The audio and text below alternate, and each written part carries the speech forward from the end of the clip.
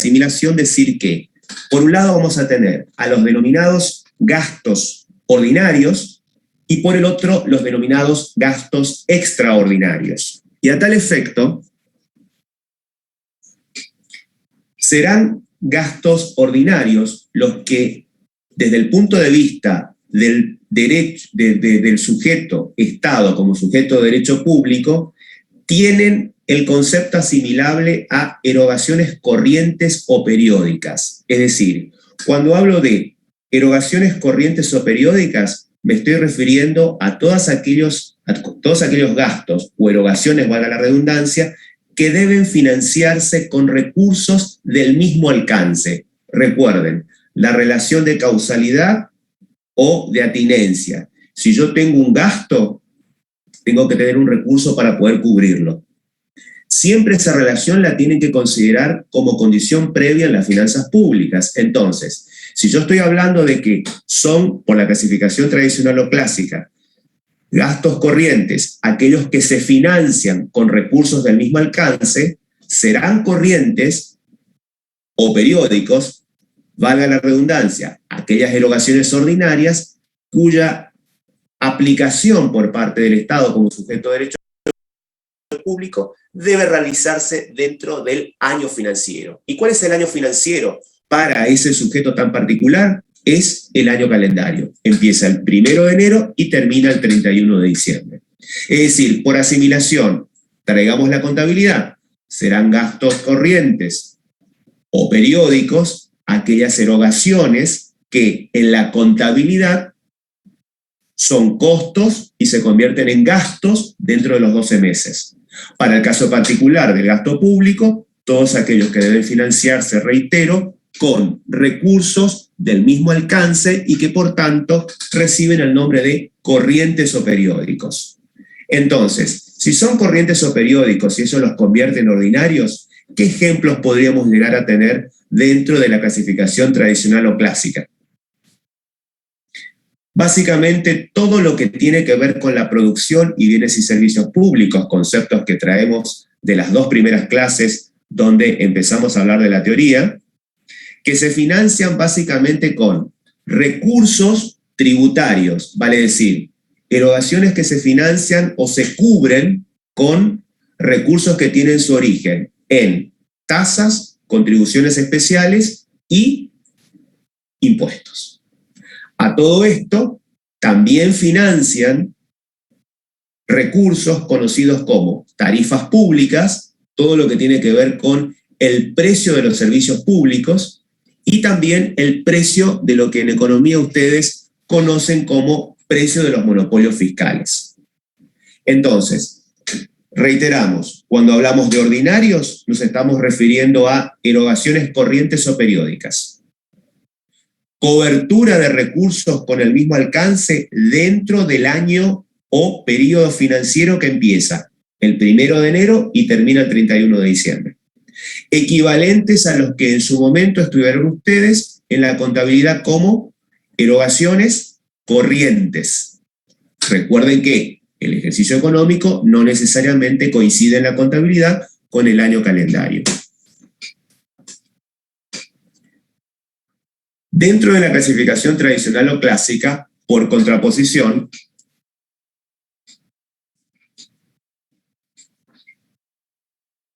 tenemos, así como existen gastos ordinarios, tenemos gastos extraordinarios. ¿Y cuáles serán esos gastos o erogaciones extraordinarias desde el punto de vista de las finanzas públicas? Son, justamente como su denominación lo indica, son gastos que tienen una particularidad. No están programados, no están previsionados. Resultan generalmente de naturaleza intempestiva, vale decir, tienen su origen en alguna situación muy particular, alguna calamidad, algún fenómeno natural, alguna catástrofe. Y esto nosotros lo vimos en particular en todo lo que tiene que ver a partir de aquel día, ¿se acuerdan? 19 de marzo, el día del santo patrono de San José de la ciudad de Posadas. Ustedes no estaban cursando conmigo, pero esa esa semana había empezado, en el año 2019, las clases, el primer cuatrimestre. Ese día no había clases. El día anterior ya se venía anunciando que producto de la pandemia íbamos a tener un confinamiento extremo. No tomábamos conciencia de lo que era eso. Pasó todo lo que pasó durante el 19, de marzo del año 2020, pasó todo lo que pasó y seguimos aún en pandemia, a pesar del levantamiento de algunas medidas restrictivas. Pero la mejor explicación y la mejor vivencia de lo que es un gasto público considerado desde el punto de vista del primer parámetro tradicional o clásico como extraordinario son los hechos ocurridos a partir de la pandemia generada por el COVID-19. Naturaleza entonces intempestiva, no programada, accidental, alguna catástrofe o una calamidad que no está prevista, pero que obviamente el presupuesto, como una erogación, debe generar una previsión, aunque más no sea mínima. En este caso, en el ámbito de la salud, vinculado concretamente con la pandemia, seguramente no se previó. Recuerden que nuestro distinguido ministro de Salud de la Nación había dicho que eso pasaba en la China, que eso pasaba en Europa, y que a él más le preocupaba en el mes de abril lo que venía sucediendo con el dengue. Así no fue. Entonces, traído esto a la realidad, ustedes cuando vayan a hablar de la clasificación del gasto público desde el punto de vista del concepto tradicional o clásico para separar lo extraordinario de lo ordinario, van a hacer la asociación con la contabilidad y para lo extraordinario con todo lo que tenga que ver con la pandemia.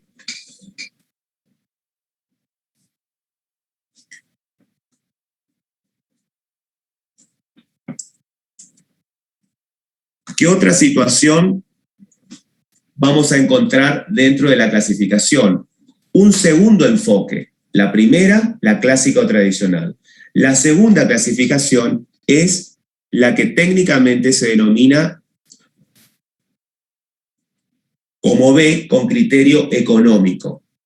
Y cuando la clasificación del gasto público responde al criterio económico, básicamente vamos a abrir en dos grandes divisiones. Los denominados gastos con criterio económico productivos y los denominados gastos con criterio económico de transferencia. Fundamental. Cuando hablo con criterio económico, lo que el sentido de la clasificación intenta definir es un concepto más moderno, más adecuado a lo que en realidad tiene que ver con las finanzas públicas. ¿Y por qué los clasifica como productivos? Porque como su denominación lo indica, son todas aquellas erogaciones que hace el Estado a efectos de comprar bienes y servicios terminados, o sea, ya terminados en toda su etapa como para ser consumidos, o factores de la producción que tienen por fin de ¿qué cosa? Generar la satisfacción de necesidades públicas a través de lo que en la segunda clase habíamos visto como bienes y servicios públicos. Recuerdan ustedes que los bienes y servicios públicos, a partir de una necesidad efectivamente verificada por el principio de carencia o la sensación de insatisfacción, hacía de que el Estado tuviera que cubrirla con bienes y servicios públicos que los clasificábamos en divisibles e indivisibles. Entonces, cuando la clasificación responde al criterio económico y yo les pregunto cuáles son los denominados gastos productivos que desde el punto de vista del criterio económico deben considerarse como tal, ustedes automáticamente tienen que relacionarlo con ¿qué? Con todas aquellas erogaciones que hace el Estado con el fin de satisfacer ¿qué cosa? Necesidades públicas a través de ¿qué? De la generación de bienes y servicios públicos. Por eso son productivos. El Estado los va a adquirir, ¿se acuerdan? En el mercado como bienes terminados, es una decisión política. Puede ser que decida producirlo él mismo o de lo contrario, puede suceder como tercera alternativa, los denominados contratos de concesión a partir de las denominadas licitaciones públicas o privadas que el Estado, por una decisión política, pretende hacer. No hay otra. Esas son las tres formas. Ahora bien, dentro del criterio económico, así como individualizamos dentro de los mismos a los productivos e identificamos como B1, también con criterio económico vamos a tener otra clase, otro subrubro, digamos. Esto es como un plan de cuentas. Vamos haciendo el desglose o el análisis. Con criterio económico identificamos como B2 a los denominados gastos de transferencia. ¿Y qué son los gastos de transferencia y por qué aparecen estos y resultan tan importantes desde el punto de vista de este criterio de clasificación del gasto público? Aquí tienen ustedes que no ver qué es lo que pretende el Estado satisfacer, como los productivos. Recuerden que los productivos, lo que el Estado pretendía era, a través de bienes y servicios públicos, satisfacer necesidades, previendo y sabiendo la clasificación de divisibles e indivisibles, comprándolos como bienes terminados, produciéndolos si así fuera la decisión política, en forma directa, o haciendo un contrato de concesión.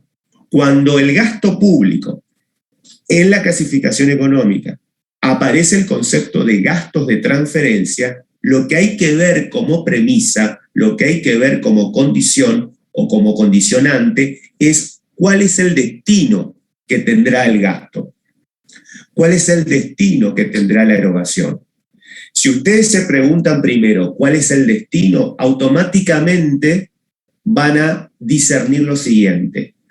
Habrá un gasto de transferencia cuando el Estado haga erogaciones a través de sumas de dinero a favor de una parte de la comunidad, no toda, sin que esos beneficiarios tengan que realizar una contraprestación al Estado. Es decir, no hay reintegro, no hay devolución de las sumas recibidas bajo la forma de gasto público con criterio económico de transferencia. ¿Por qué?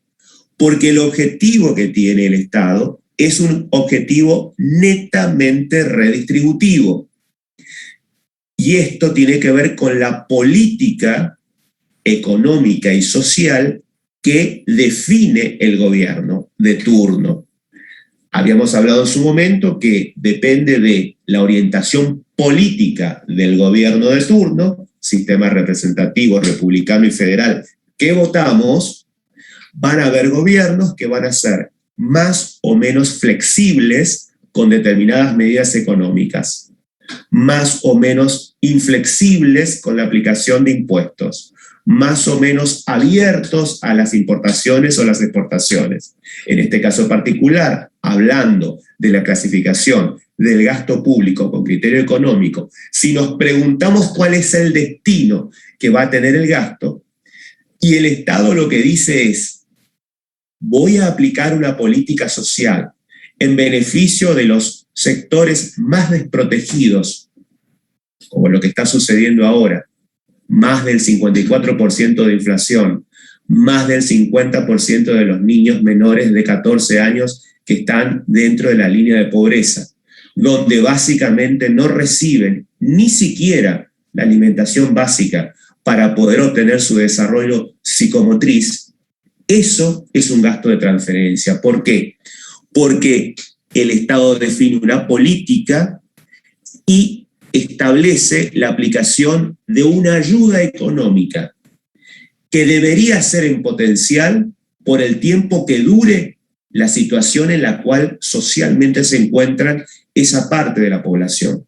Pero la particularidad es que esa gente que la recibe, por estar en determinada situación social o económica o de niveles de pobreza, básicamente, como es lo que sucede en nuestro país, esa gente, esa parte de la comunidad, no tiene que devolverlo, no hay una contraprestación, no tiene que devolverlo con trabajo, no tiene que devolverlo con un servicio, no tiene que cumplir una carga horaria determinada. Eso es un gasto de transferencia. ¿Por qué?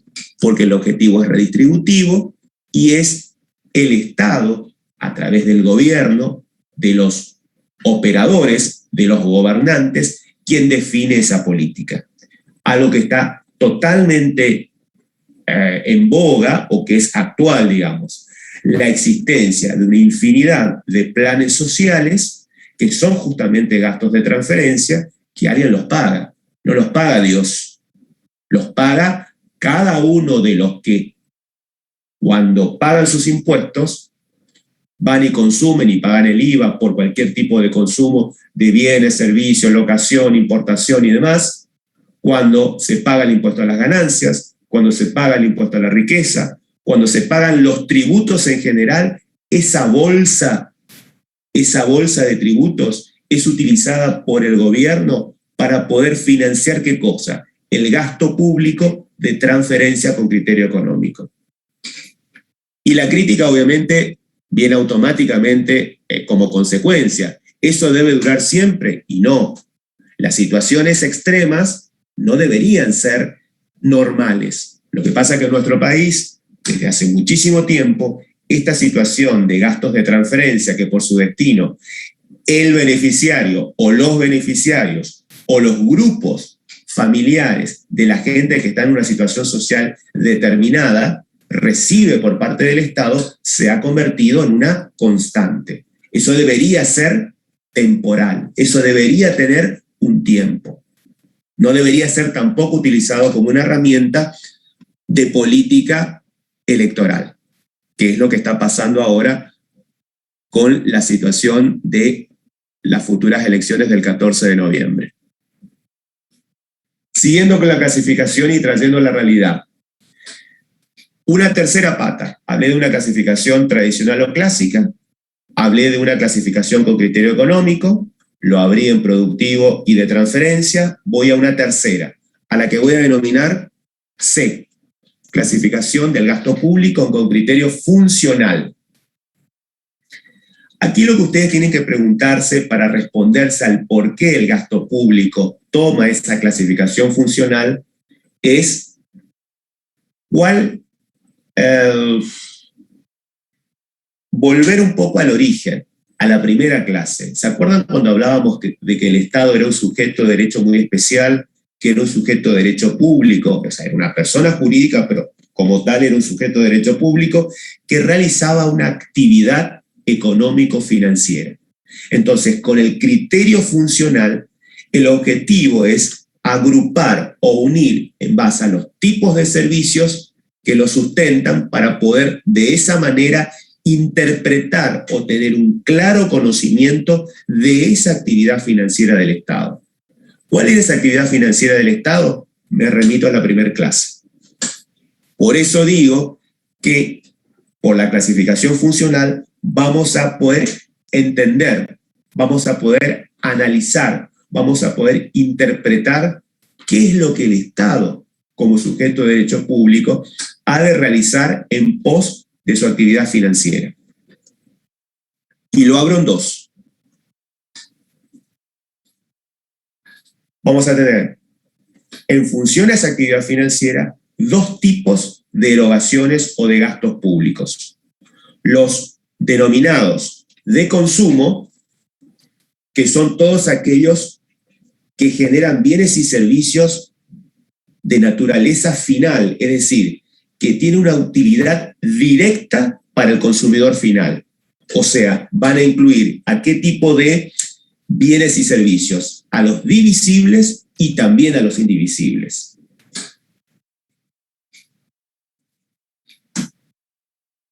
Si son de consumo, yo puedo ver, yo puedo palpar que en la acción de esa actividad financiera que desarrolla el Estado, esos bienes y servicios divisibles e indivisibles, ¿cómo son utilizados por el consumidor? ¿Quién es el consumidor? El sujeto pasivo que demandaba, ¿se acuerdan? Por esa cuestión de la necesidad pública, esos bienes y servicios clasificados como divisibles e indivisibles. Yo puedo identificar que la acción en la actividad financiera del Estado como sujeto de derecho público, actividad financiera y económica, ¿cuál es el destino? ¿De qué manera el Estado, por esa clasificación, aplica esas erogaciones al consumo ¿de quién? De quien lo recibe, el último sujeto beneficiado. Acá no estamos hablando de un beneficio de tipo social, no es un gasto de transferencia, son erogaciones de consumo, tiene que ver con la utilización que hace el consumidor como último sujeto de esa aplicación de gastos. ¿Cuál es la crítica que tiene? Que no siempre los destinatarios tienen la condición de consumidores finales. Muchas veces los consumidores no son personas humanas, pueden ser otros agentes de la economía, pueden ser por ahí empresas. Y por último, como clasificación dentro de lo que habíamos hablado,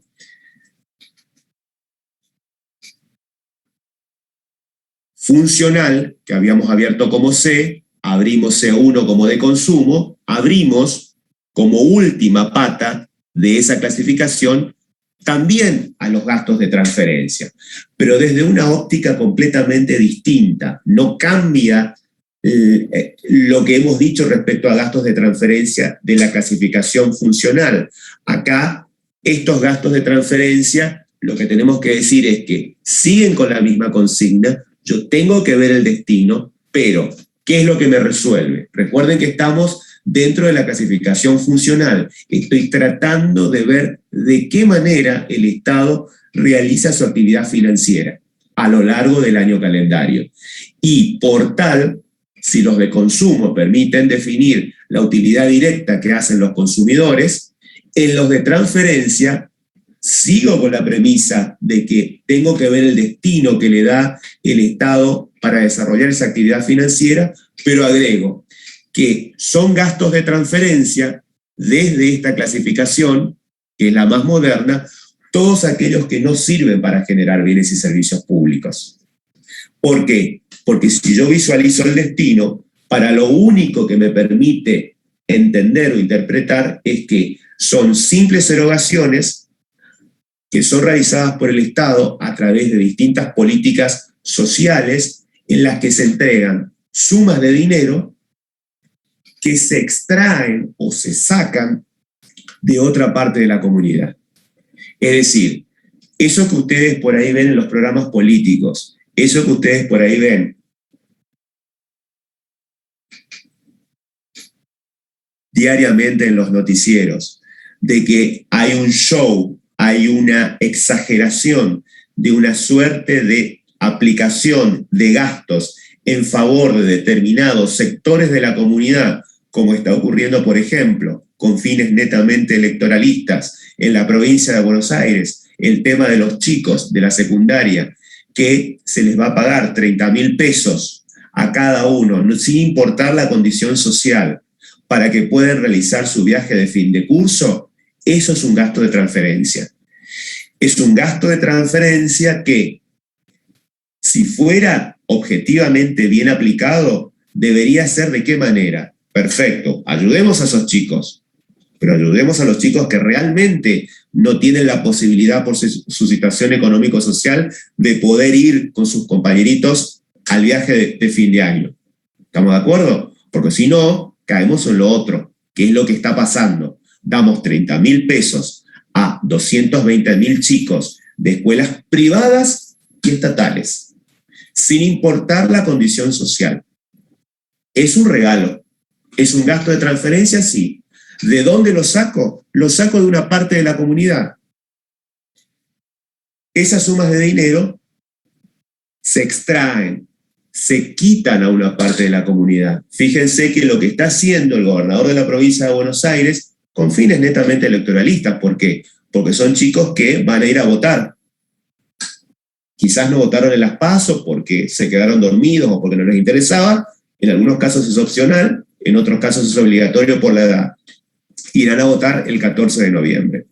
Ellos esperan que, sin importar los requisitos que no se han cumplido, dárselos a todos, esos 220.000 chicos pueden llegar a ser votantes como para dar una vuelta al resultado eleccionario de la primera vuelta, digamos, de las PASO. Entonces, bien aplicado un gasto o una erogación de transferencia, viendo el destino, cubriendo y analizando realmente quién lo necesita, es una erogación que está perfectamente bien aplicada. Ahora, cuando se sale de esos márgenes, cuando no hay un criterio razonable y ese gasto de transferencia, como es un regalo para todos por igual, fíjense que chicos que van a colegios privados en la provincia de Buenos Aires, generalmente colegios que tienen una mensualidad de entre 50.000 y 70.000 pesos por mes, son escuelas bilingües, con jornada completa, con servicio de transporte privado, etcétera, etcétera, etcétera. Hay muchos colegios de esas características en la provincia de Buenos Aires. Todos por igual van a recibir ese gasto de transferencia. Por ende, eso se desvirtúa completamente. La pregunta es, ¿son malos los gastos de transferencia? No, no son malos. Para nada. Bien aplicados, vienen a resolver un problema. El tema es que muchas veces son aplicados políticamente con un criterio que se distorsiona. Bien, cerramos. Hicimos la clasificación tradicional o clásica, hicimos la B con criterio económico, abrimos la C, clasificación del gasto de manera funcional, hablamos de los mismos, lo abrimos en dos patas y vamos a ver ahora cómo se componen esos gastos de transferencia o esas erogaciones de transferencia desde el punto de vista de lo que muchas veces el gobierno de turno distorsiona. Es decir, cómo se arma, de qué manera se compone, cuál es la bolsa, cuáles son sus elementos integrantes. Vale decir, cuál es la composición de qué, reitero, de los gastos de transferencia. Y lo vamos a abrir en 4 grandes sectores o en 4 grandes componentes. Los voy a citar a cada uno, voy a hacer la barrida y luego vamos a analizar detenidamente cada uno de los mismos. Primero, los servicios de la deuda pública. Esto tiene que ver con todo lo que hace el Estado como sujeto de derecho público cuando no tiene recursos y se endeuda en nombre de la comunidad frente a terceros, en el mercado financiero, local o internacional. B, todo lo que tenga que ver con los beneficios o beneficiarios de la seguridad social. Vale decir, todo lo que tenga que ver, ya lo vamos a analizar, con jubilaciones, pensiones y conceptos equivalentes. C, todo lo que tenga que ver con subsidios o subvenciones que no sean de la seguridad social. Los que más adelante vamos a ver se denominan impuestos negativos. Y por último, todo lo que tenga que ver con el monopolio en la explotación de los juegos de azar que tiene el Estado cuando hace el pago de premios de los juegos de azar, valga la redundancia, que son explotados por los mismos. Recuerden, así como el servicio público de transporte local, urbano, el monopolio lo tiene el Estado municipal, el provincial la provincia y el nacional la República Argentina, el Estado federado, digamos, de la misma manera la explotación de todo lo que tenga que ver con los juegos de azar, su titular es el Estado. Muchas veces, es lo que sucede, en vez de explotarlo directamente, lo que hace es firmar contratos de concesión, y eso es lo que ustedes ven en la infinidad de casinos que hay en la provincia de Misiones, que son justamente servicios públicos cuya explotación la tiene monopolizada el Estado, pero que por contratos de concesión la explotación se lo cede a un tercero, por un contrato a un determinado tiempo, a un determinado canon, y a su vez el pago de esos premios que tienen que ver, por ejemplo, con el Quini 6, el Loto, todo lo que tiene que ver con la timba en general, el pago de esos premios, el Estado tiene el monopolio. ¿Por qué? Porque cuando uno saca el Quini 6, afortunado que fuera alguno de ustedes, van a cobrar el IPLIC si están en la provincia de Misiones, ¿qué hacen? Se les extiende un cheque y se les retiene el impuesto a los premios, que lo vamos a ver más adelante. Entonces, ¿cuáles son los componentes de los gastos de transferencia? Sin importar la visualización o lo que se entiende como gasto de transferencia, desde el punto de vista de la clasificación funcional o desde el punto de vista de la clasificación con criterio económico. Para ambos es lo mismo, nada más que la funcional hace como una ampliación de lo que es el destino. Ahora bien, ¿cuáles son sus componentes? Estos 4 elementos que vamos a proceder a analizar ahora.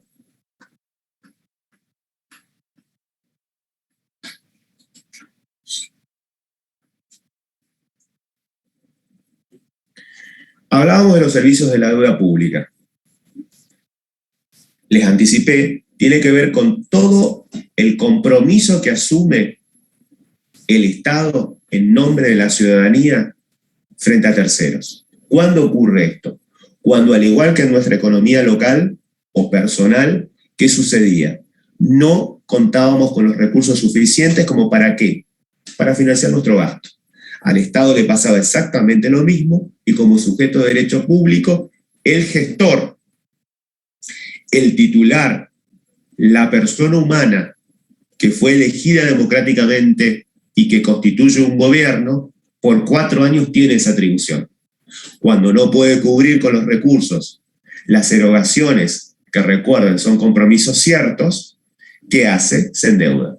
Lo mismo que hacíamos nosotros recurriendo a un banco con un préstamo, a una entidad financiera, a un prestamista o con la tarjeta de crédito, como les expliqué, el Estado hace exactamente lo mismo. El problema es que asume una deuda propia, pero propia en nombre de todos nosotros como ciudadanos. Entonces la deuda se convierte en deuda pública. Y como toda deuda, no es un monto menor. Generalmente recurre en el mercado financiero, en el mercado local, a los bancos locales, las entidades financieras locales o, en el ámbito internacional, a otros bancos internacionales o a determinados órganos institucionales que prestan dinero. Y, como todo préstamo, ¿qué básicamente es lo que tiene una deuda, independientemente de que sea pública? Tiene intereses y tiene una amortización del capital. Es lo que ustedes creo que no lo vieron en la carrera porque no dan matemática financiera, es lo que tiene que ver con la devolución o el pago de la cuota. Es decir, si yo tomo un préstamo,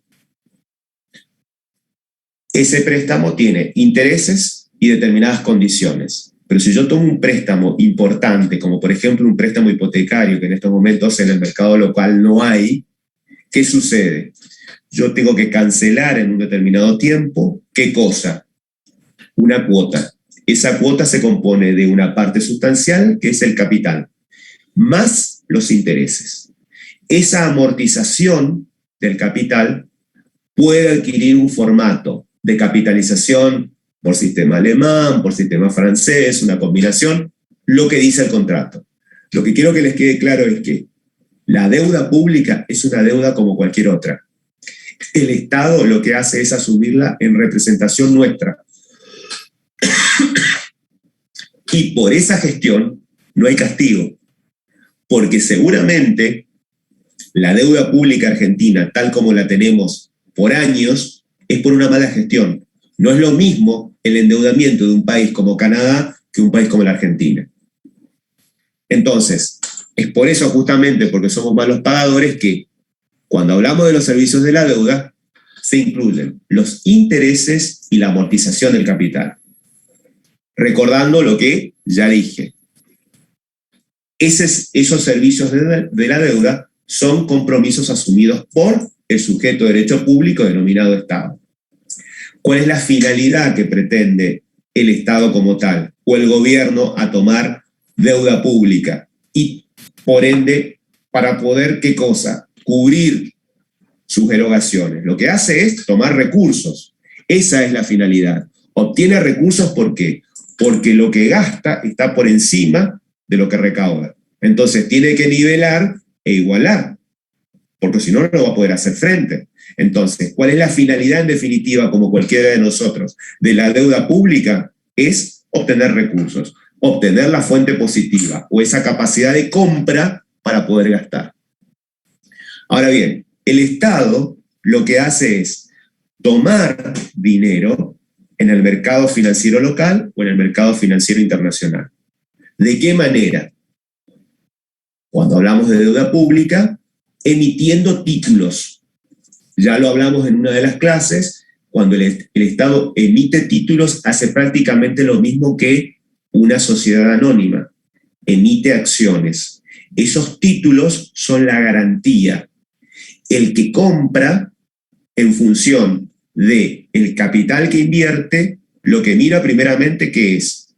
Para invertir en un título público de la deuda argentina, ¿qué es lo que mira? El interés, como haríamos todos.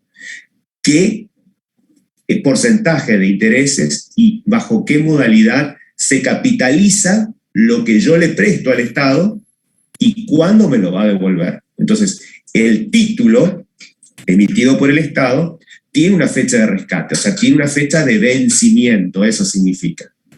Y a lo largo de ese plazo, que es un contrato que se firma, se va a ir capitalizando ¿qué cosa? La primera parte, los intereses y la amortización del capital. ¿Qué pasa con el Estado? Generalmente no cumple, no lo puede pagar, y por eso se declara en cesación de pagos. Y por eso pasa lo que pasó, lo que habrán visto en las noticias, lo que vienen viendo, la mayoría de ustedes ya son personas de más de 20 años, la mayoría, y cuando escuchan un noticiero de que nuevamente el Estado tiene que salir a endeudarse emitiendo títulos, o que no puede alcanzar a cubrir el rescate de ¿qué? De lo que emitió bajo la forma de títulos, el Estado en forma activa es un deudor serial. Y uno puede ser un deudor importante. El Estado americano, por ejemplo, o el Estado canadiense, o el Estado francés, vive endeudado. ¿Y qué hacen? Refinancian sus deudas. Ahora bien, no es lo mismo un buen pagador que un mal pagador. Cuando uno es un mal pagador, ¿qué pasa? El que tiene que invertir no me cree, porque la palabra crédito viene de creer. Yo pongo mi dinero en un título público cuando tengo la seguridad de que el contrato que estamos firmando se va a cumplir. La moraleja es que la Argentina no es un buen pagador. Entonces, para poder obtener dinero en el mercado local o internacional, ¿qué es lo que tiene que hacer? Ofrecer la mayor tasa de interés posible para que sea interesante ¿para quién? Para el inversor. Hoy por hoy nosotros no tenemos crédito internacional por ser justamente deudores seriales. El Estado, entonces, como conclusión, lo que hace es endeudarse como cualquier deudor frente al mercado, como la situación que me pasaría a mí, como contador, como profesional o como padre de familia. Necesito dinero, voy, lo consigo en el mercado. El Estado hace exactamente lo mismo. Nada más que la particularidad es que nos endeuda a todos. Todos entramos en esa bolsa y cada uno de nosotros, los 45 millones de habitantes, incluidos los bebés por nacer, ya nacen desde la panza de la mamá, ya son deudores de una parte de la deuda pública de la República Argentina. Vamos a otra parte muy interesante, que era el punto B, lo que como gasto de transferencia conocemos como beneficios de la seguridad social. ¿Por qué son gastos de transferencia? Porque tienen que ver justamente con todos los conceptos vinculados con rentas periódicas o de tipo vitalicia, vinculado con jubilaciones y pensiones. Y cualquier otro concepto asimilable a jubilaciones y pensiones que generalmente tienen que ver con, por ejemplo, el seguro de desempleo, por ejemplo, personas que tienen alguna minusvalía o alguna discapacidad debidamente acreditada, que por no poder trabajar o por no poder tener un ingreso acreditado, cumplen con determinados requisitos y se les da, dentro de los beneficios de la seguridad social y por el destino como gasto de transferencia, una ayuda económica. Lo mismo pasa con todo lo que tiene que ver con la cobertura médica, que resultan beneficiarios como tal los adherentes de los titulares de obras sociales. Por ejemplo, ustedes pueden estar casados, el hombre o la mujer tienen un matrimonio, entonces la esposa o el esposo en forma inversa, supongamos que el marido no tenga obra social y la esposa sí, entonces el esposo se convierte en adherente de la obra social de su esposa, y los hijos o las personas que están a cargo de esa persona pueden adherir a su obra social, a la hija, al hijo o a alguno de los padres, en la medida en que esas personas de la tercera edad no tengan un beneficio social.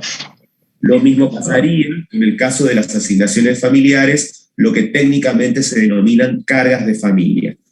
Dicho esto, vamos a ir mencionándolos para que ustedes lo apunten. Todo lo que tenga que ver entonces con el régimen de renta periódica y vitalicia, bajo la forma de jubilaciones. Ahora no hay una renta periódica porque recuerden que las AFJP desaparecieron, salvo esas eran obligatorias, ahora son todas rentas vitalicias por el sistema no de capitalización, sino de reparto, y básicamente uno puede recurrir a una pensión vitalicia, pero eso es privado, o sea, yo hago un aporte bajo la forma de un seguro de muerte, y si llego a una determinada edad sano, a los 65 o a los 70 años, voy a cubrir, o sea, voy a cobrar un determinado monto, pero eso es privado. Estamos hablando acá de gasto público. Eso no contempla, digamos. Ahora la renta periódica y vitalicia solamente tiene como sustento a las jubilaciones. Y de la misma manera que cuando el titular de una jubilación fallece, el cónyuge supérstite, o sea, el sobreviviente, y cualquier otro derechohabiente, cuando cobra una pensión, también es un beneficio de la seguridad social que forma parte de los denominados gastos de transferencia. Lo mismo, lo había mencionado, todo lo que tenga que ver con las denominadas pensiones por minusvalía. Todos aquellos niños, adolescentes o adultos que tengan algún problema de alguna disminución física, mental o psicomotriz, que el Estado decide, bajo la forma de gasto de transferencia, ayudarlos porque no pueden trabajar, no pueden autosustentarse. Lo mismo cuando ustedes pierden un empleo en blanco, el seguro de desempleo, eso también tiene que ser temporal. La cobertura de la cual hablaba en todo lo que tiene que ver con los adherentes de titulares de obras sociales, siempre que sean obras sociales obligatorias. O sea, estamos hablando acá, siempre recuerden por favor, de gasto público. Es decir, obras sociales obligatorias son las, por ejemplo, la del IPS, obligatoria de empleados del Estado provincial o municipal, o de los municipios, mejor dicho, y también todo lo que tenga que ver con el régimen de obras sociales obligatorias. Estoy incluyendo a los gremios o sindicatos, camioneros, OCECAC y demás. Esas son las obras sociales obligatorias. Cuando hablo de obras sociales voluntarias, me estoy refiriendo a las que uno recurre, recuerden, como bien y servicio público divisible, cuando no está satisfecho con la prestación que hace la obra social obligatoria y va a Swiss Medical, a ODE, a Sancor Seguros y demás. ¿Se entiende? O sea, me estoy refiriendo al gasto público, a las obligatorias, no a las opcionales o privadas. Todo lo que tenga que ver con las cargas de familia, hijo, nacimiento, matrimonio, fallecimiento que se cobra bajo la forma de asignaciones familiares. ¿Qué particularidad tienen estos beneficios de la seguridad social que son gastos de transferencia? ¿Cuál es, recuerden, la relación de causalidad o de atinencia? Si yo voy a gastar, tengo que tener un recurso, una fuente positiva que me cubra. Porque si no, yo puedo generar un gasto público divino, inmensamente interesante, y decir, bueno, yo soy un gran gobierno porque voy a gastar tanto. Pero si yo no tengo la fuente positiva, ¿qué hago? Me tengo que endeudar. Y voy a lo primero, que no es lo recomendable. Entonces, ¿qué particularidad tienen estos beneficios de la seguridad social como gastos de transferencia? Que deben estar, están financiados, ¿por qué? Por los aportes que hacen los beneficiarios. ¿Cuáles son esos aportes? Fíjense que son beneficios de la seguridad social. Estoy hablando de los empleos en blanco, no de los empleos de la actividad informal, no del empleo en negro. Estoy hablando de que la financiación está hecha por los aportes de los beneficiarios, de los empleados en blanco, los aportes patronales que son obligatorios, de los impuestos en general y del endeudamiento que pueda llegar a tener que realizar el Estado. Por favor, si hacen silencio. Que va a tener que realizar el Estado justamente cuando, como consecuencia de ese gasto público, no hay una equiparación del recurso. Si el Estado no puede cubrir los beneficios de la seguridad social, ¿qué hace? Se endeuda para poder cubrirlo y mantener esa igualdad. Entonces, el objetivo, la manera en que los beneficios de la seguridad social estarán debidamente financiados es cuando exista la mayor cantidad posible de empleados en blanco de la economía formal, que es lo que justamente nosotros no tenemos. Hoy por hoy, los beneficios de la seguridad social a los que tiene que hacer frente el Estado nacional, provincial y municipal, tiene una paridad de 4-1.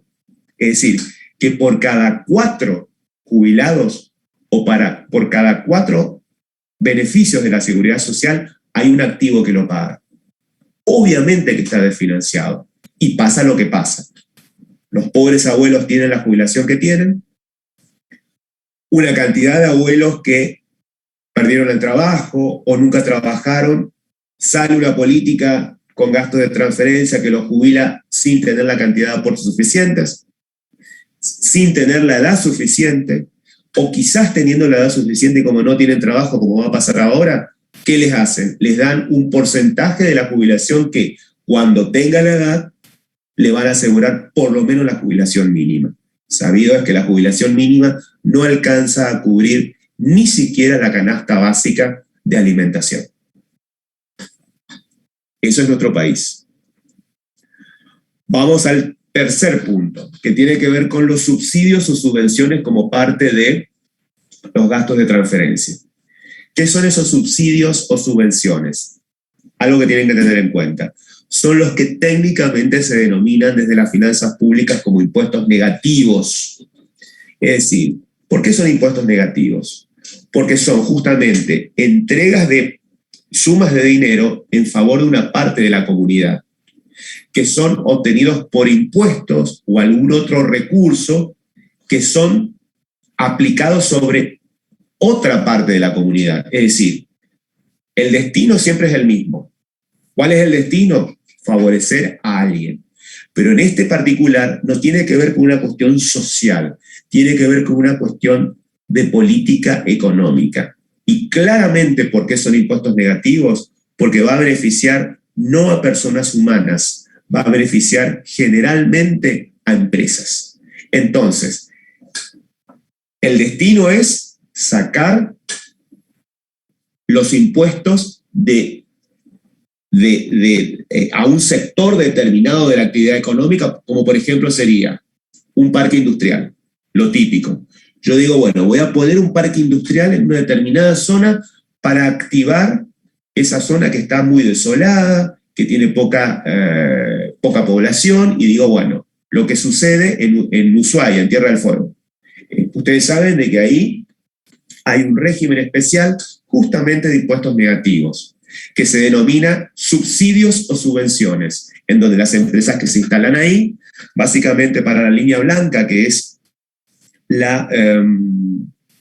todo lo que tenga que ver con heladeras, electrodomésticos, aire acondicionados, cocinas y demás, todas las primeras marcas nacionales tienen un tinglado en donde arman aires acondicionados, televisores, PC, los famosos iPhone, los celulares Samsung y demás. Vieron que cuando ustedes compran, tiene generalmente el aire acondicionado o el televisor que viene de Tierra del Fuego. Bueno, eso indica de que hay una subvención o un impuesto negativo. ¿Por qué?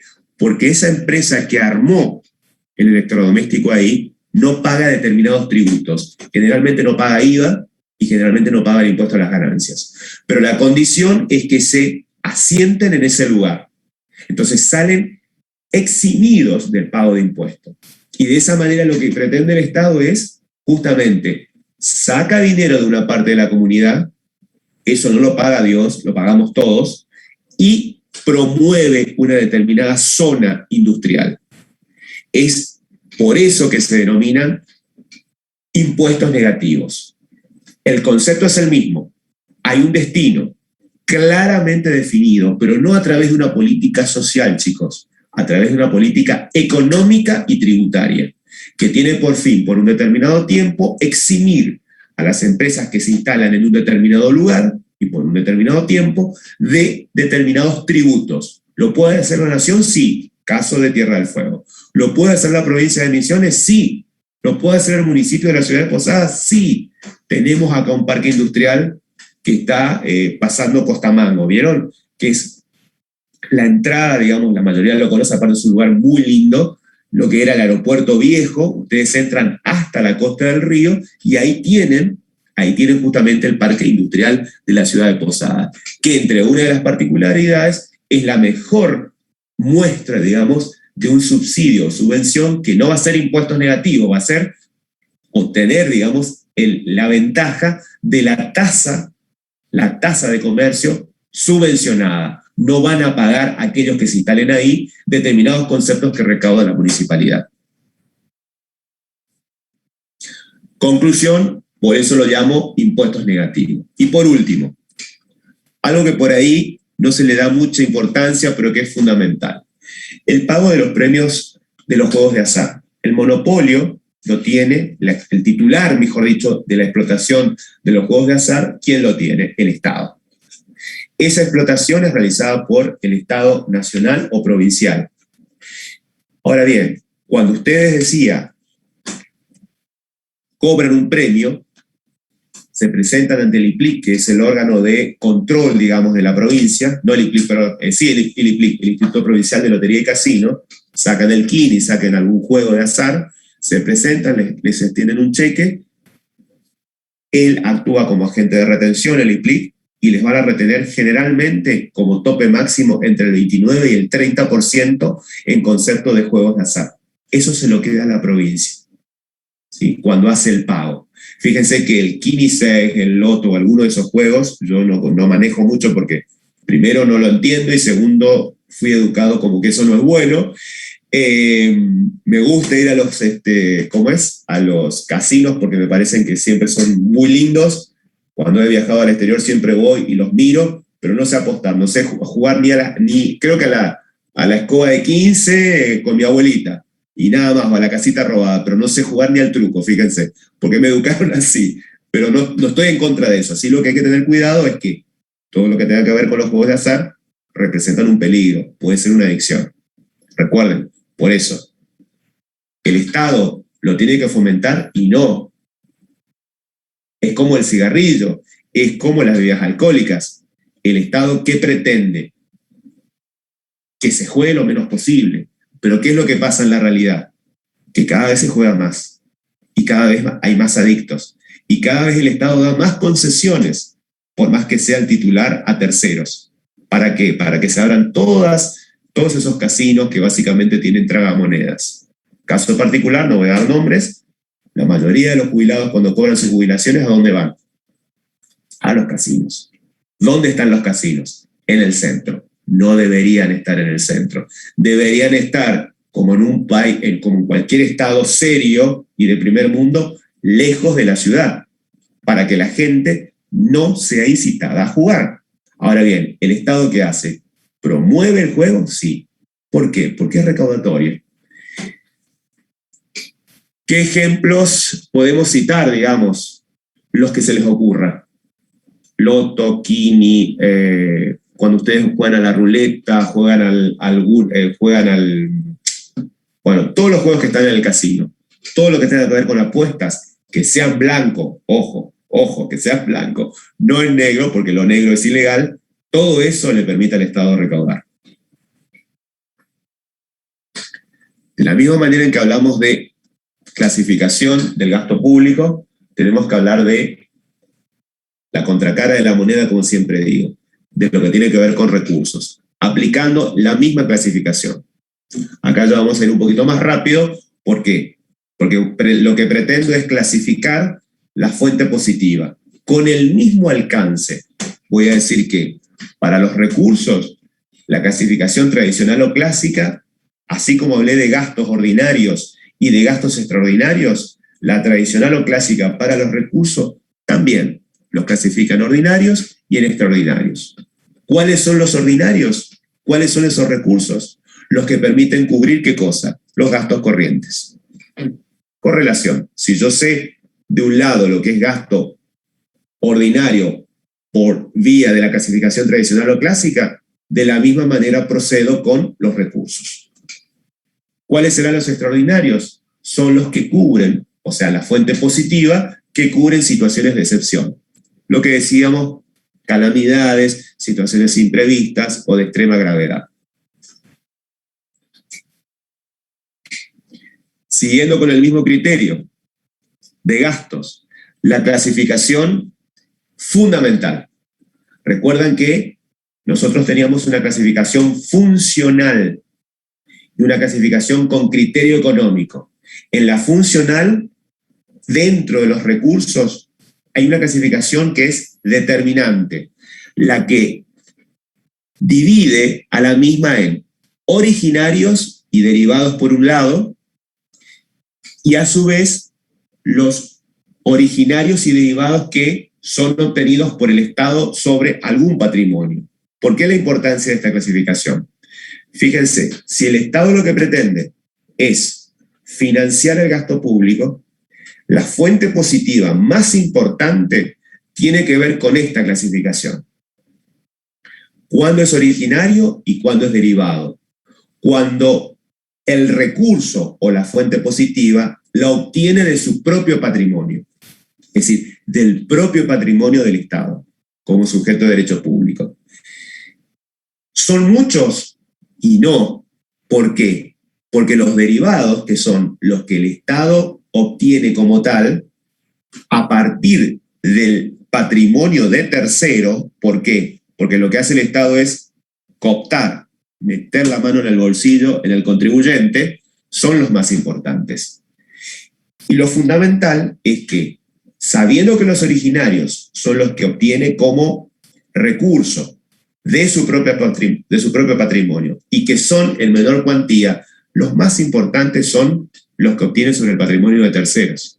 Lo que obtiene cuando vamos y consumimos lo que sea, bienes o servicios, comprando en el supermercado, comprando en la verdulería, comprándonos un libro, comprando una revista, contratando el servicio de Netflix, contratando el servicio de DirecTV, pagando un pasaje, comprando un electrodoméstico. Esos son los recursos más importantes y de mayor cuantía y de mayor valor, digamos. ¿Por qué? Porque el Estado tiene que armarse de una estrategia ¿para qué? Para meterle la mano en el bolsillo al contribuyente.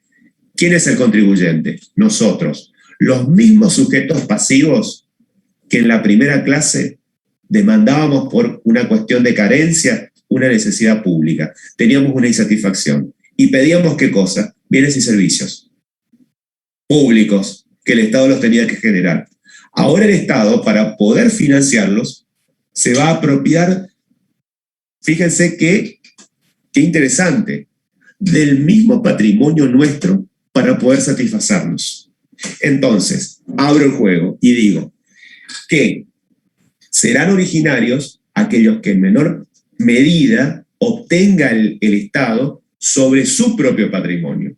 Cuando explota ¿qué cosa básicamente? Los recursos naturales, alguna actividad comercial, industrial o en cualquiera de sus formas, bajo la modalidad de empresa del Estado. Cuando que justamente en su acción de actividad financiera, el sujeto de derecho público lo que hacía era, ¿se acuerdan?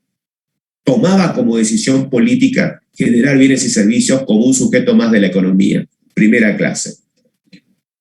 ¿Solo en menor medida? Sí. ¿Existen? Sí. ¿En la situación actual del país se da? Sí, señor. ¿Cómo no? Caso típico, Aerolíneas Argentinas.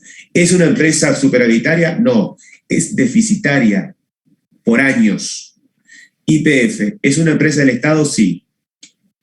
¿Es un recurso que obtiene sobre su propio patrimonio? Sí. YPF, ¿es una empresa de primera línea? Sí, lo fue. ¿Es deficitaria? Sí. ¿Con las mismas características de aerolíneas? No. Y así sucesivamente. Pero vamos a la parte más importante, B2. El que obtiene sobre el patrimonio de terceros. Y acá quiero traerles a colación algo fundamental. Aquella situación en la que yo les hablé de la historia de la economía, ¿se acuerdan? De la concepción que tenía de acuerdo a la evolución histórica y la política económica, los clásicos, los keynesianos, los post-keynesianos, ¿se acuerdan? La importancia que se le daba al sujeto de derecho público conocido como Estado, ¿sí? En aquel momento habíamos hablado de que parecía una historia que estudiamos de secundario, pero que tiene su sustento. ¿Por qué? Porque la relación de poder que tenía el señor feudal se convirtió ahora en una relación jurídica. La relación jurídica es la que habilita al Estado como sujeto de derecho público, que en esa relación de sujeto activo y sujeto pasivo, basado en una norma legal, pueda apropiarse, pueda meterse sobre el patrimonio de nosotros como sujetos pasivos, convirtiéndonos en contribuyentes o responsables y obligarnos ¿a qué? Al pago de un tributo. Por eso, el de mayor cuantía, el de mayor medida, es el recurso derivado que obtiene el Estado a partir del patrimonio de un tercero. ¿Quién es el tercero? Todos nosotros. Personas humanas que desarrollan alguna actividad económica, financiera, de prestación de servicios, de resultado positivo o no, empresas jurídicamente constituidas como tal, regulares o irregulares, cualquiera que desarrolle una actividad económica, bajo la forma que sea, está habilitada por el Estado en la medida en que ese sujeto de derecho público tenga una norma legal, y por eso no hablo de una relación de poder, sino de una relación jurídica, está habilitado ¿para qué? Para obtener recursos, apropiarse de parte de ese patrimonio. Tercera clasificación. Según su naturaleza,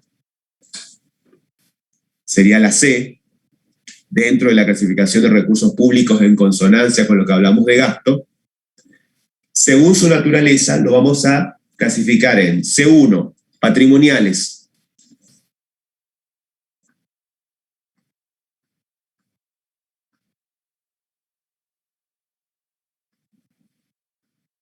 En este caso, ¿cuáles son los denominados recursos que por su naturaleza consideramos como patrimoniales?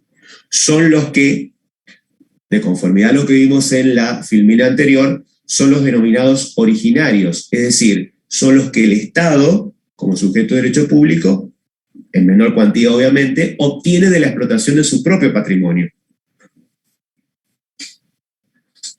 Son los originarios de la clasificación anterior. ¿Qué otros serían por su naturaleza patrimoniales? Todo lo que tenga que ver con el precio de la venta de tierras públicas o de tierras fiscales. Cuando se hace la regularización de terrenos fiscales y se cobra un precio, simbólico o no, ese precio es un recurso patrimonial. ¿Por qué? Porque es originario, porque proviene de la venta de tierras fiscales. Todo lo que tenga que ver con la explotación de recursos naturales, bajo la forma que sea, agua, tierra, aire, el acceso que se hace, por ejemplo, a las cataratas, a los parques nacionales, todo eso es explotación de recursos naturales. Es su propio patrimonio, por eso es patrimonial. Y es originario. Todo lo que tenga que ver con la titularidad en lo que hace a la explotación del transporte público en cualquiera de sus formas, terrestre, aéreo, fluvial, subfluvial, marítimo. Todo lo que tenga que ver con la explotación de actividades financieras, bancarias, seguros, juegos de azar, en cualquiera de sus formas. Todo lo que tenga que ver con el beneficio o la utilidad que obtienen las empresas del Estado, en la que las denominadas empresas con participación estatal mayoritaria. ¿Cuál es la característica de esta clasificación? Cuando un recurso público, siendo patrimonial por su naturaleza, a partir de que son originarios y se obtiene de la explotación del patrimonio del Estado, tienen como característica común o como condicionalidad o como elemento que los une a todos estos denominados como patrimoniales, que todos son precios.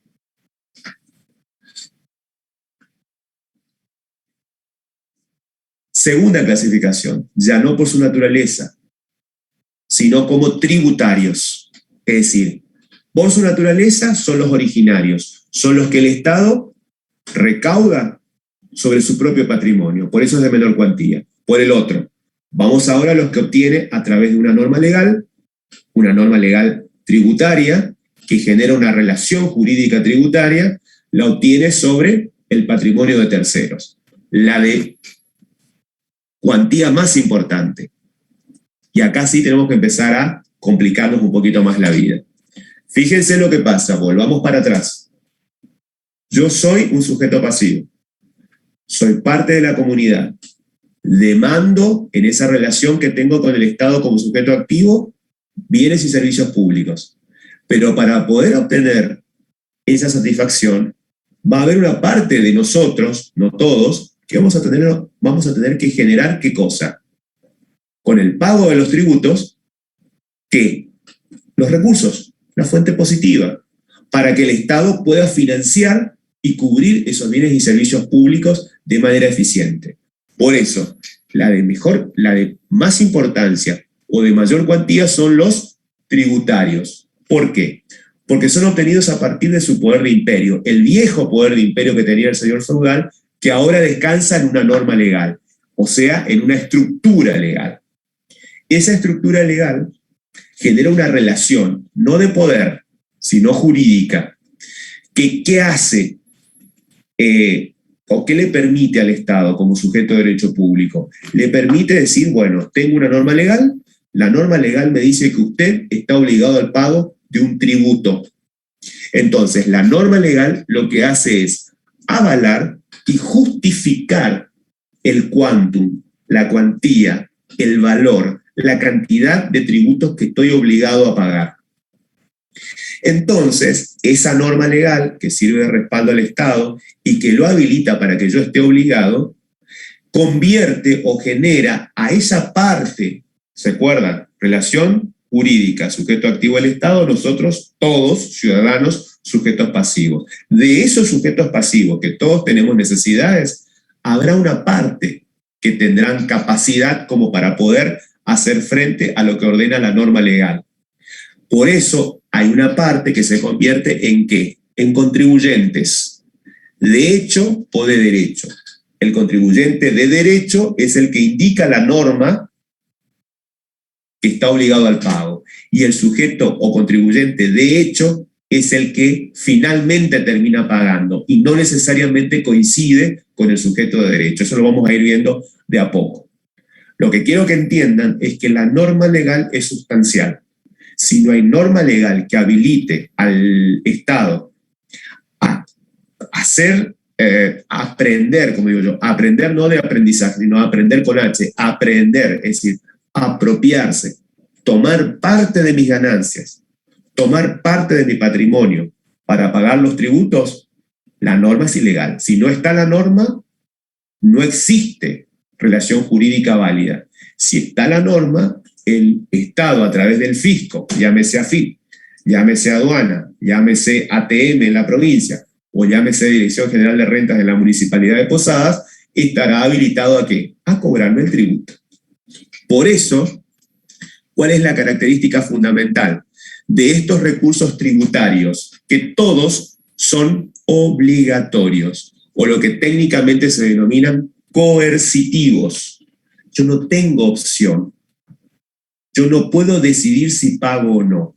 Si yo soy como parte de esos sujetos pasivos, que todos demandamos recuerdo, y por favor, soy reiterativo, ¿todos somos sujetos pasivos? Sí. ¿Todos somos contribuyentes o responsables? No. Va a haber una parte que, porque la ley así lo define, será el obligado a pagar ¿qué cosa? Impuestos, tributos, tasas, contribuciones especiales.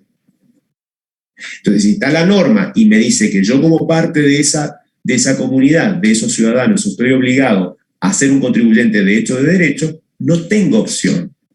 Si yo tengo que pagar el IVA cada vez que consumo, no importa si soy rico o pobre. Si yo lo compro en el supermercado, lo compro en la despensa de mi barrio, lo compro en un kiosco, sí o sí voy a pagar el impuesto. ¿Coincide el sujeto de derecho con el sujeto? De hecho, no. ¿Por qué? Porque yo como consumidor final en el IVA soy el que termino pagando. Después eso lo están viendo ya con el contador Cassim.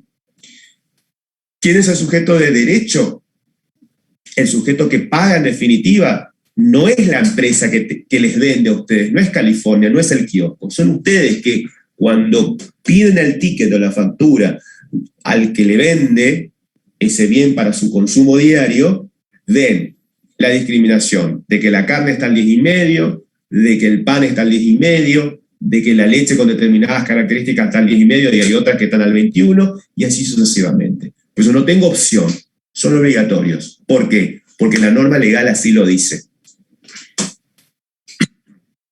¿Y cuál es la característica que por oposición, en el caso de los tributarios, se contrapone a los patrimoniales de los que hablábamos en la clasificación anterior, que vienen del propio patrimonio del Estado como sujeto de derecho público?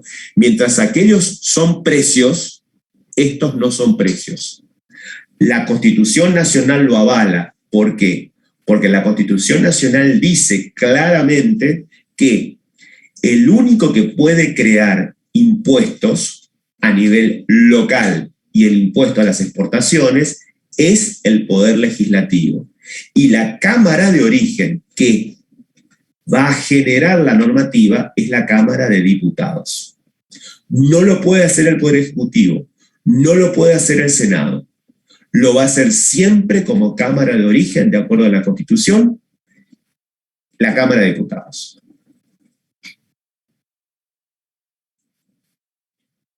Esto nos obliga a pasar a otro punto. Si ya sabemos lo que son los recursos tributarios, que la característica sustancial que tienen es que como fuente positiva el Estado a través de una norma legal puede o está habilitado por la misma Constitución, siempre y cuando esté la norma, a poder aprehender, a poder apropiarse de parte de el patrimonio, la renta o el consumo de esa manifestación de riqueza, vamos a decir que hay 3 tipos básicos de tributos y no otros.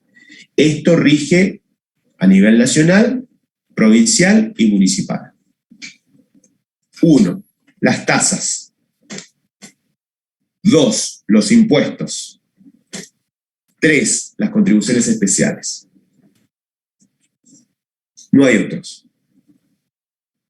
Recuerden, tributos son los de mayor cuantía y los más importantes. ¿Cuál es la característica? Que el Estado, a través de una norma legal, está habilitado a aprender, a tomar parte del patrimonio o la riqueza de los que son considerados responsables o contribuyentes.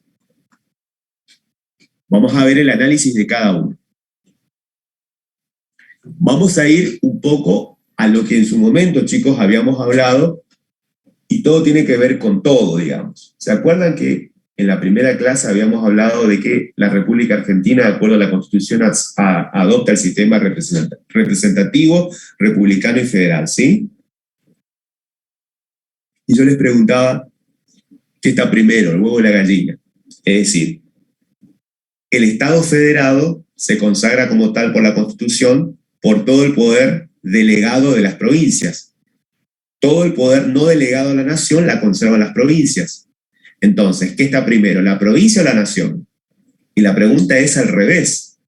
Están primero los municipios, porque de la misma manera en que tenemos un Estado republicano que es federado y la nación se constituye por todos los poderes delegados por las provincias, cada provincia está constituida por municipios. Y el poder originario, a nivel tributario, lo tienen los municipios. Por eso digo que cuando hablo de tasas me estoy refiriendo, me estoy circunscribiendo a un tributo muy importante. ¿Para quién? Para el municipio. Para Posadas, para Agrupá, para Candelaria, para San Vicente, El Dorado, el que sea. Entonces,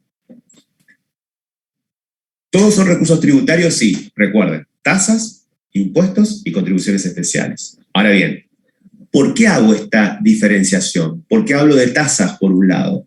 Y digo que el poder originario, el poder tributario original, lo tiene el municipio. Porque las tasas surgen como consecuencia de la existencia de un servicio público que es prestado ¿por quién? Por el municipio. Entonces, en esa relación de prestación de un servicio público por parte del municipio de la ciudad de Posadas, en beneficio de nosotros que somos ciudadanos o vecinos de la ciudad de Posadas, queda claramente individualizado que el municipio de Posadas, por la prestación de un servicio a nombre de Darío Villalba como contribuyente de la tasa, lo que se denomina en Buenos Aires ABL, que lo van a leer en los libros, si buscan cualquier libro les va a decir alumbrado, barrido y limpieza, acá es tasa inmobiliaria, es un nombre raro, pero es una tasa inmobiliaria. ¿Qué es la tasa inmobiliaria para la ciudad de Posadas? Es lo que pagamos en concepto de alumbrado, barrido y limpieza. Tienen perfectamente identificado por partida quién es el titular del inmueble y le cobran por el alumbrado público, por el paso del basurero y demás, una tasa. ¿Que cubre qué cosa? Esos tres conceptos: alumbrado, barrido y limpieza. ¿De qué? Del ejido municipal. Entonces, cuando hay una tasa, cuando está claramente definido que hay un servicio público prestado por el municipio en el que está individualizado quién es el que lo recibe. Por eso digo que el Estado lo cobra, lo percibe cuando presta un servicio. Ahora bien, ese servicio público prestado por el Estado es el municipio. ¿Quién lo recibe?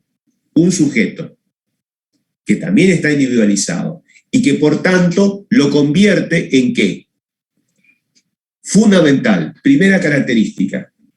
Si el servicio está prestado por el municipio, si está individualizado quien lo recibe, podríamos decir que en el caso de las tasas, cuando el fisco, es decir, el Estado municipal pretende cobrarlo, ¿qué pasa al estar individualizado?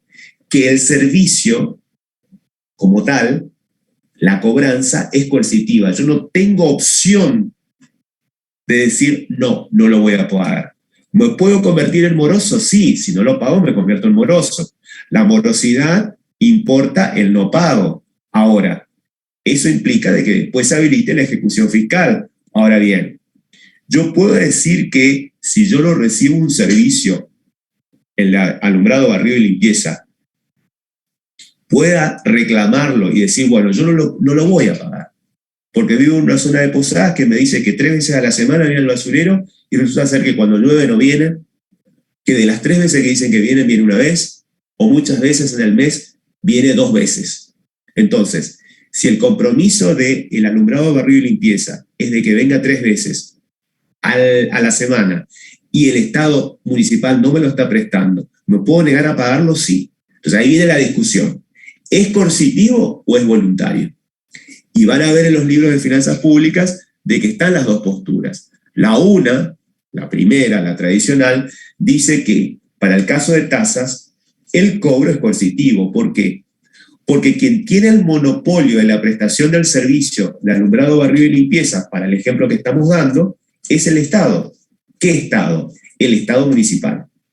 El prestador, el que tiene el monopolio, el único proveedor es el Estado y no tiene competencia.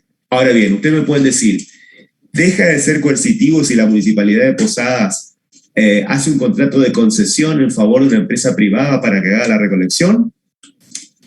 No deja de ser coercitivo. ¿Por qué? Porque el titular, el proveedor, como pasa en la ciudad de Buenos Aires, en Cava, ¿quién tiene la concesión de explotación? Casualmente, el rey de los reyes de los sindicalistas, el señor Moyano. la empresa que presta el servicio con un contrato de concesión en favor de Cava, ¿quién es?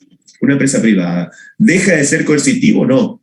¿Por qué? Porque el Estado, una política, decide no prestarlo directamente, sino hace un contrato de concesión en favor de una empresa privada. ¿Deja por ello de ser coercitivo? No, porque la empresa privada actúa en representación del fisco municipal. Y vamos a la segunda opción, la más moderna, la otra postura, que dice que, ¿qué pasa en el supuesto de que yo considere de que no es adecuada la prestación del servicio? Y digo, bueno, no lo voy a pagar. Entonces convertiría eso en voluntario. En la otra postura, que me dice que solo debo pagar el servicio cuando lo reciba correctamente en tiempo y forma.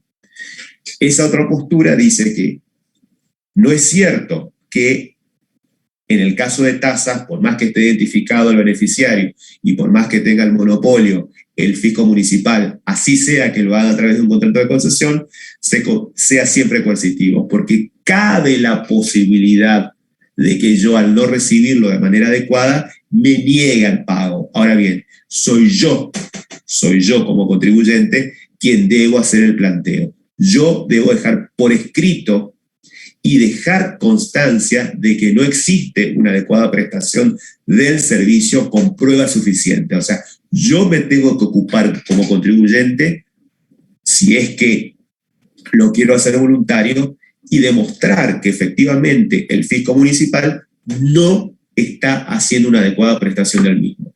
Entonces ahí se podría habilitar la cuestión de la voluntariedad y habilitaría la segunda opción, de que dice que siendo una contraprestación obligatoria,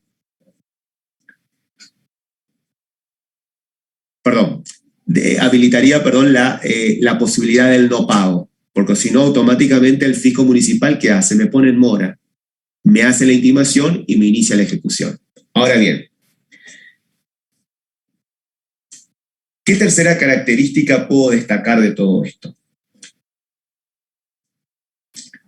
Si el fisco municipal, para el caso del alumbrado, barrido y limpieza, denominado tasa inmobiliaria en el municipio de Posadas o equivalente en el municipio donde ustedes vivan, por el concepto, reitero, alumbrado, barrido y limpieza, tiene perfectamente identificado quién es el sujeto que lo recibe, ¿qué pasa en ese caso? Como hay una contraprestación, queda claro siempre quién es el contribuyente o quién es el responsable, es decir, solamente el fisco podrá ir hacia quién, de acuerdo a la norma legal o la norma legal tributaria, que en este caso sería la ordenanza tributaria, contra el contribuyente o el responsable, que siendo frentista o titular de una unidad dominial dentro del ejido municipal, está obligado a pagar mensualmente por esa tasa.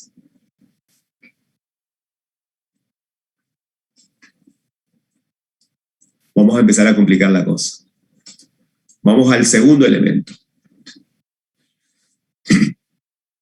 ¿Qué pasa con las contribuciones especiales? Recuerden, tributos, tasa, lo definimos, contribución especial punto 2, punto 3, impuestos.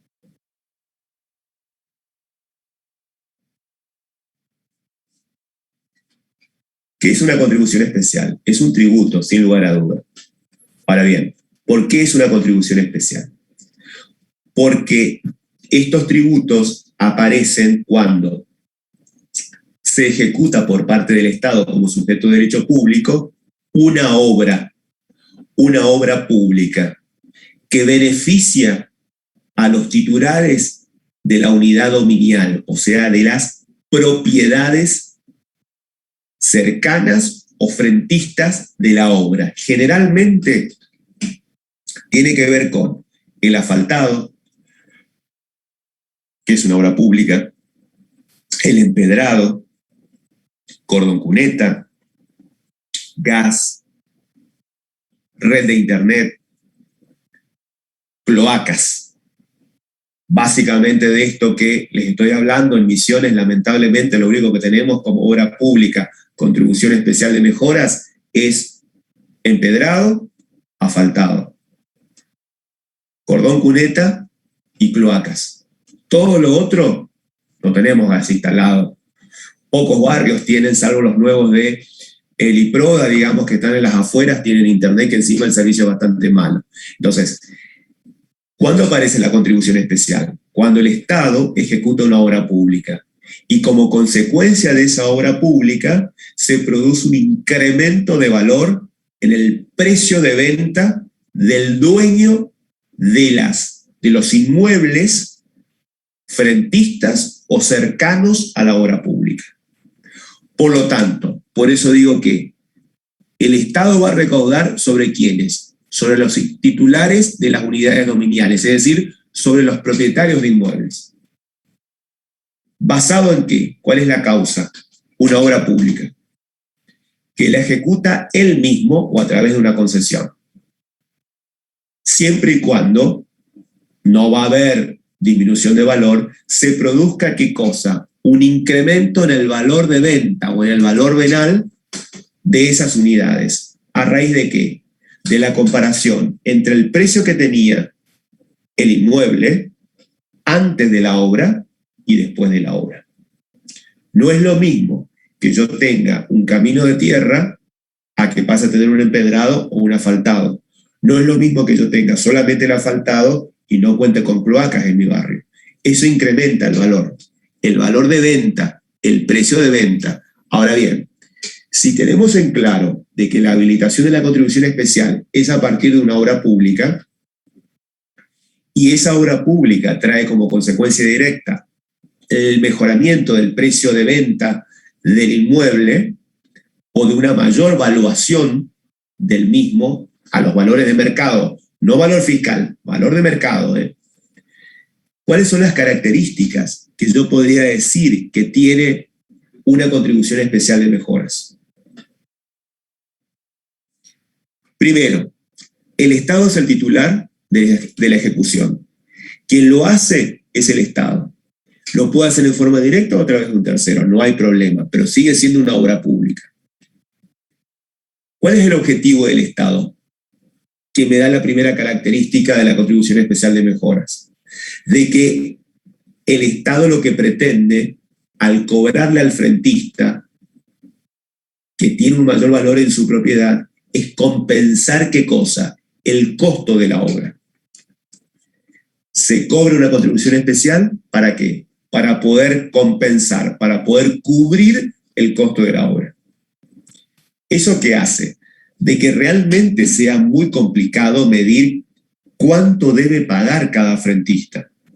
No es lo mismo un frentista que está sobre la avenida que fue asfaltada a un frentista que está a una cuadra en la paralela de la obra pública, o de aquel que se beneficia estando a 2 cuadras y que sigue teniendo quizás camino de tierra, pero igual ve incrementado su valor de venta. ¿Se entiende? Es decir, el efecto de la obra es multiplicador, digamos.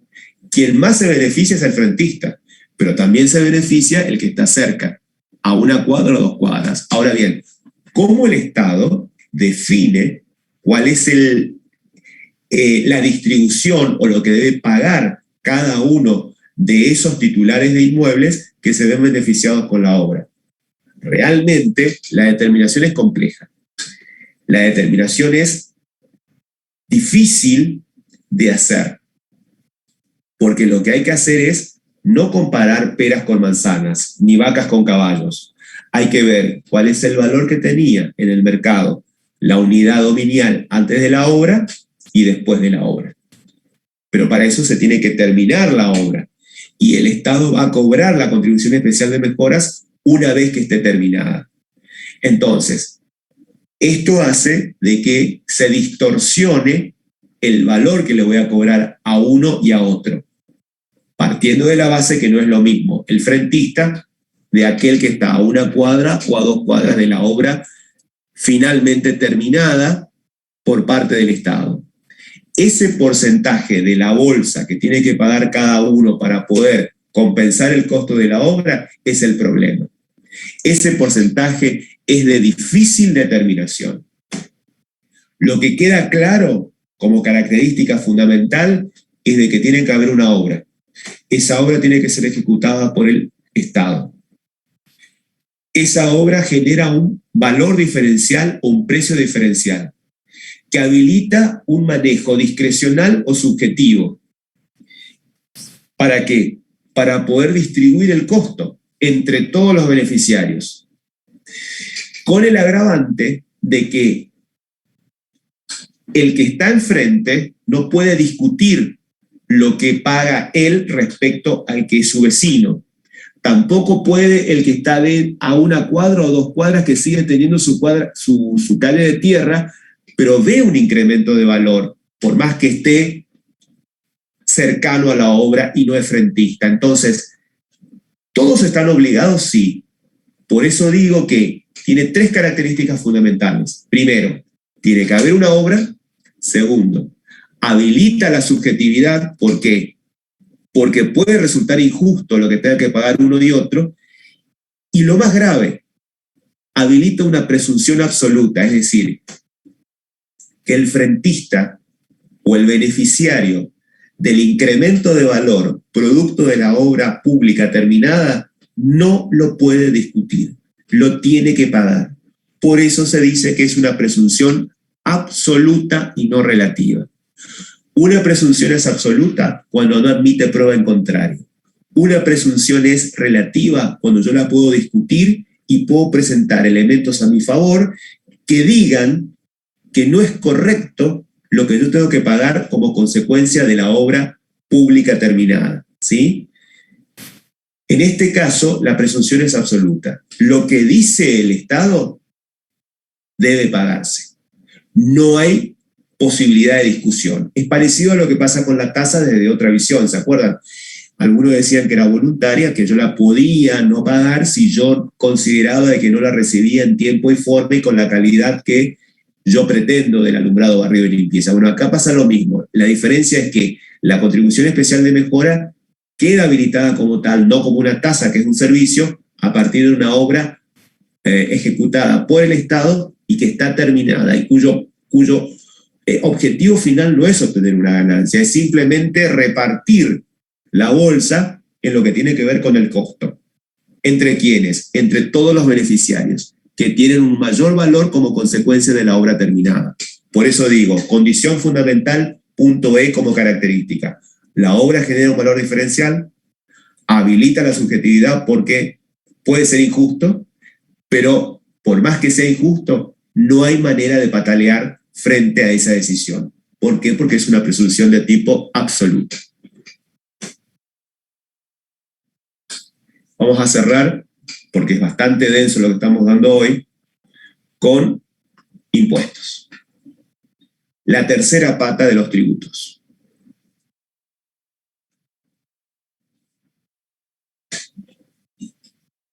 Así como lo complicamos desde las tasas, que quien lo cobra es el municipio. Contribuciones especiales puede ser el Estado nacional, provincial o municipal, no importa. Vamos ahora a los impuestos. El impuesto es un tributo que el Estado cobra a 2 tipos de sujetos.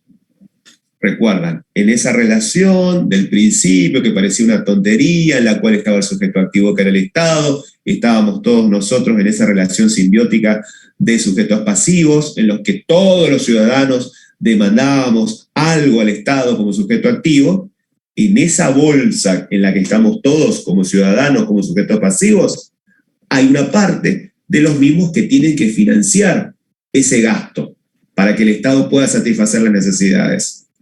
No todos tienen la misma característica, no todos tienen el mismo ingreso, no todos tienen la misma capacidad de consumo, no todos tienen el mismo patrimonio, no todos tienen las mismas características. Habrá gente rica, mediana, pobre, muy pobre. Habrá jóvenes, viejitos, recién nacidos o personas por nacer. Toda esa bolsa hace de que, existiendo para los tributos una norma legal, recuerden, una norma legal que habilite al Estado a cobrarme un tributo, sea tasa, contribución o impuestos, en el impuesto la condición fundamental es que el Estado lo cobra cuando existen 2 tipos de sujetos. dentro de esa masa de sujetos pasivos? ¿El contribuyente o el responsable? Y lo convierte en contribuyente o responsable la norma legal que habilita al Estado a cobrarnos. ¿Por qué? Porque supone que nosotros, a ser contribuyentes o responsables, tenemos una determinada capacidad. ¿Y qué es esa capacidad? Lo que técnicamente se denomina capacidad contributiva.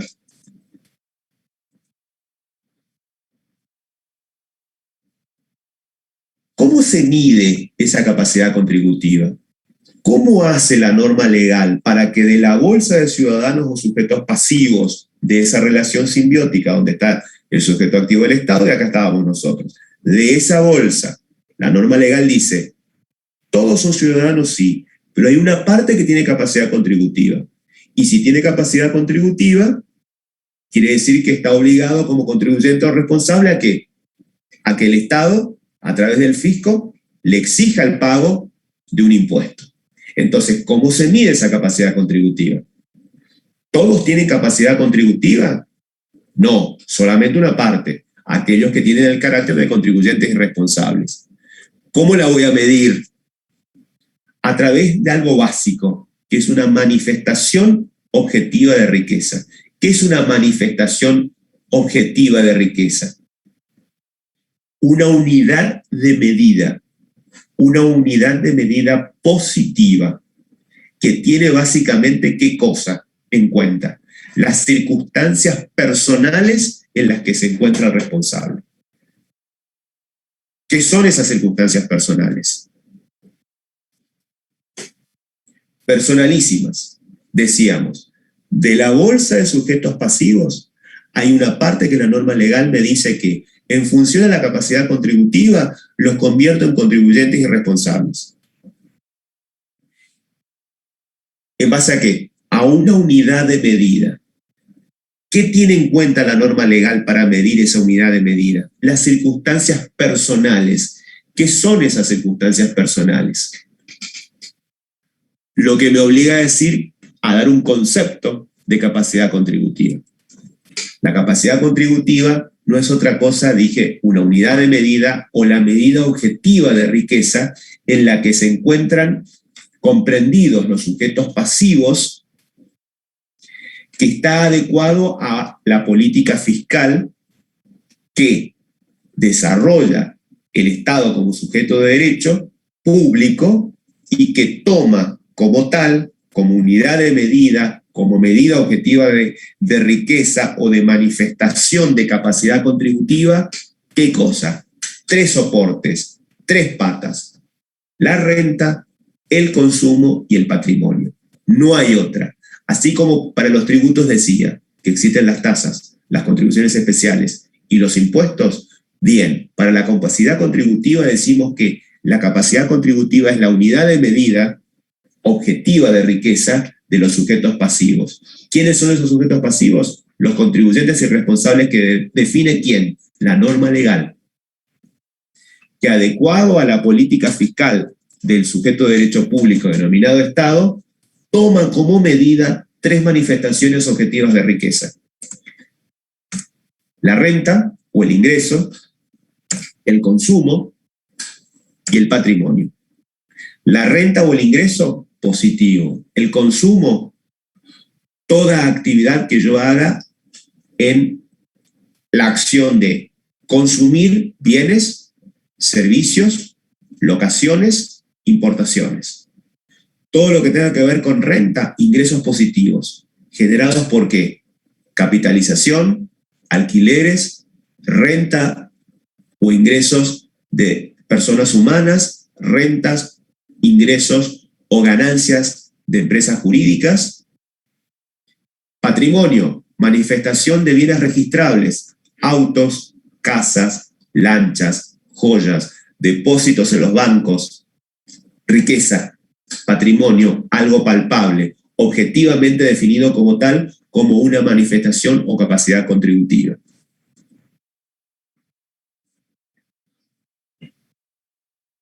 Entender el impuesto es mucho más difícil que lo otro. Fíjense que para la tasa hay una contraprestación. Es decir, hay un precio que debo pagar como consecuencia de un servicio que recibo, en el que el fisco municipal me tiene perfectamente identificado. Hablamos de la coercitividad y hablamos de la voluntariedad. Lo cerramos. Segundo, en la contribución especial de mejoras hay una obra pública. Lo que pretende el fisco es, o el Estado mejor dicho, es cobrarse el costo de la obra a partir del incremento de valor que tiene antes y después de la obra. Ese diferencial intenta cobrar el costo. En el impuesto es una cosa híbrida. Fíjense, ustedes me dicen, sí, pero ¿cómo la capacidad contributiva? Bien, es el más complicado, pero es el más importante. Es la fuente positiva o la fuente de recursos más importante con la que cuenta el Estado nacional y provincial, porque es una potestad tributaria que tiene el fisco a través de la FIP en la nación, en la aduana en todo lo que tenga que ver con importación y exportación, y en la provincia a través de lo que era rentas antes, la Administración Tributaria de Emisiones, la ATM. ¿Ah? Los que cobran impuestos son solamente la nación y las provincias. Y la manifestación objetiva de riqueza, esa unidad, esa medida que me permite medir la capacidad contributiva, es la renta, el consumo o el patrimonio. Por eso digo que, para cerrar, los impuestos tienen determinadas características.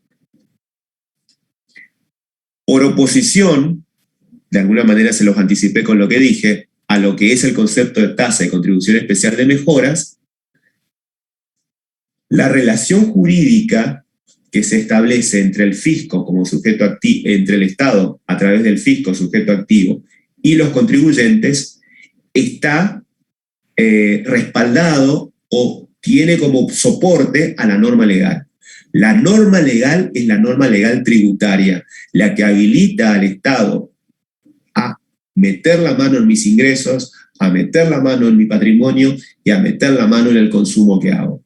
No existe contraprestación por parte del sujeto pasivo.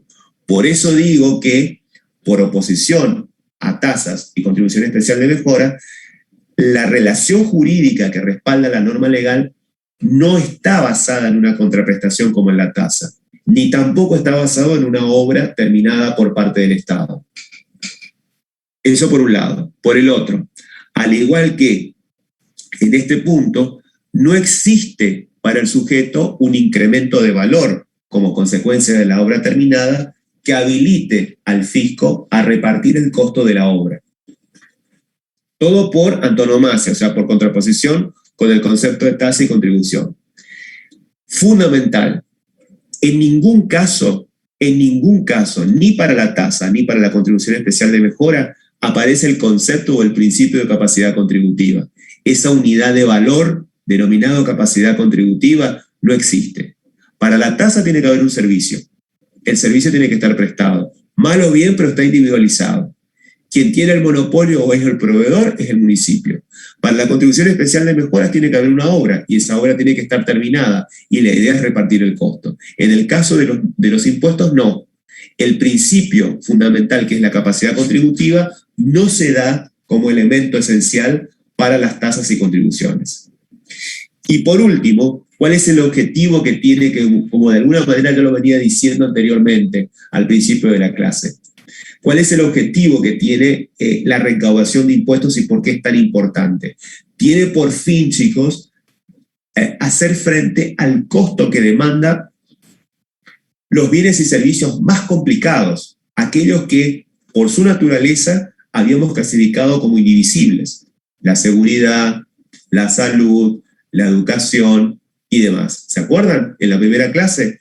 Por eso digo que los impuestos, siendo los más importantes dentro de los recursos tributarios, como aquellos que se cobran sobre el patrimonio de terceros, tienen por fin cubrir básicamente el costo total de los servicios públicos indivisibles, más aquella parte del costo de los servicios públicos divisibles que el Estado ha decidido no distribuir entre los usuarios y hacerse cargo.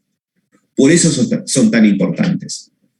Recuerden, servicios públicos divisibles son aquellos en los que por lo menos hay un ciudadano que está dispuesto a pagar un precio para recibir un mejor servicio. Con ese solo hecho ya se habilita el servicio público divisible. El problema es que en los indivisibles no hay nadie que esté dispuesto a pagar un precio diferencial. Por tanto, el costo de la totalidad de los indivisibles, más aquellos que, a pesar de ser divisibles, el Estado se hace cargo y dice, no, yo sé que son divisibles, que hay una parte de la comunidad que está dispuesta a pagar un precio, igual voy a asumir ese costo y me voy a hacer cargo. Sirve la bolsa esta para que, de gastos, porque estos son gastos, para cubrirse como fuente positiva a través de los impuestos. Hasta acá llegamos, ha sido bastante agotador. En la siguiente clase vamos a hablar nuevamente de la clasificación de los impuestos desde distintas visiones. Y con esto creo que ya estaríamos terminando la próxima clase con todos los elementos que van a incluirse dentro del primer parcial. Así que la próxima clase nos estaremos viendo nuevamente a las 19:30 y después creo que ya tenemos el parcial. Así que los estoy esperando el día martes a las 19:30. Disculpen la demora por el tema de la descoordinación que hubo con el compartir pantalla, pero bueno, espero les haya servido y que tengan buenas noches. Sigan cuidándose, no se fue la pandemia, nos estamos viendo la próxima semana. Buenas noches.